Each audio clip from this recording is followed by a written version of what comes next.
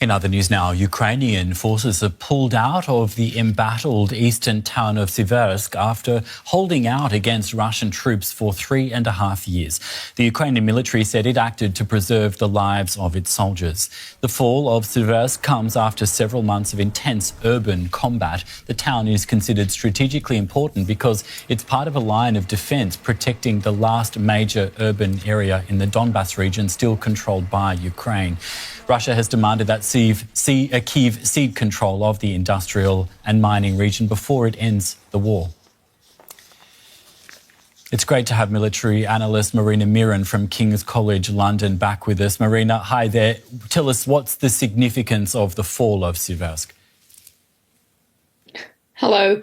You have already outlined the key moments when it comes to the city. If we look at the map, we see that Siversk is located about 30 kilometers to the east of Sloviansk, which remains one of the two major strongholds for Ukrainian armed forces in the Donbas. And therefore, by occupying the city, the Russians can effectively cut off Ukrainian logistics to Sloviansk, which means that it gives the Russians better position when they start developing their offensive towards Sloviansk and Kramatorsk. And therefore, they're inching much closer to the conquering of the Donbas. However, how long it will take for the Russian forces to take those two cities remains unknown, because it will be quite a difficult operation, and the Russian sources acknowledge that as well, despite the fact that the Ukrainian side is both outmanned and outgunned. Thanks for explaining that so clearly. We were just looking at a map of those two cities. Just explain to us, given of the complications that you've just outlined, how at risk are these two cities, Kramatorsk and Sloviansk? Well, I think that sooner or later the Russians will be advancing towards these two cities. However, we don't know whether it will be the priority for 2026 or the first months of 2026, given the fact that the Russian forces are active in other directions, such as Sumy, such as Zaporizhia. Now the area around Gulay-Pole has calmed down somewhat.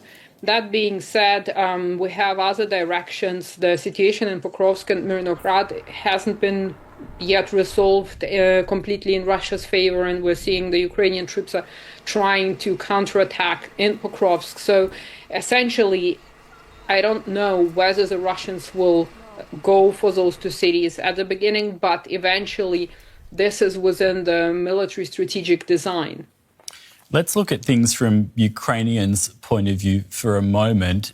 As it stands now from a military perspective, does Ukraine have any chance to strike back and regain some of its lost territory like the city that's fallen? Well, I don't think it is viable for Ukraine, given the manpower shortage and given the fact that the Russians are trying to stretch Ukrainian defenses and then exploit the points where these defenses are at their weakest. Therefore, I don't see Ukraine amassing enough reserves to be able to retake the likes of Siversk, or we're seeing now attempts in Pokrovsk. We'll see what comes out of it, but essentially it will be very difficult for Ukraine in its present situation.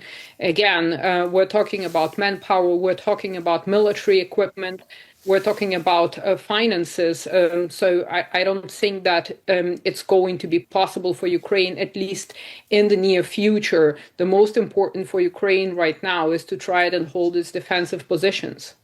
Thanks a lot for that, Marina. We've been speaking to military analyst Marina Miron from King's College London. Thank you for having me.